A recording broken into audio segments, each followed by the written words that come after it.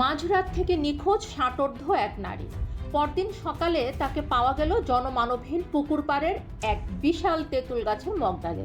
সেখানে বসে তিনি আপন মনে মিষ্টি খাচ্ছেন। এমন দৃশ্য দেখে হতবাক কুড়িগ্রামের উলিপুরের সাধারণ মানুষ। খবর পেয়ে ফায়ার সার্ভিস উদ্ধার করতে এলে ঘটে আরও নাটকীয় ঘটনা। গাছ থেকে সোজা পুকুরে ঝাঁপ দেন সাজেদা বেগম। অচেতন অবস্থায় উদ্ধার করে তাকে নেওয়া হয় হাসপাতালে। চারদিকে রটে যায় অলৌকিক শক্তির গল্প কিংবা জিন ভূতের আছড় হয়েছে। আসলেই কি তাই? চিকিৎসা বিজ্ঞান বলছে ভিন্ন কথা। বিশিষ্ট মনোরোগ বিশেষজ্ঞ ডাক্তার মোহাম্মদ রশিদুল হক জানান, এটি কোনো অতিপ্রাকৃত ঘটনা নয়, বরং এটি একটি জটিল মানসিক অসুস্থতা।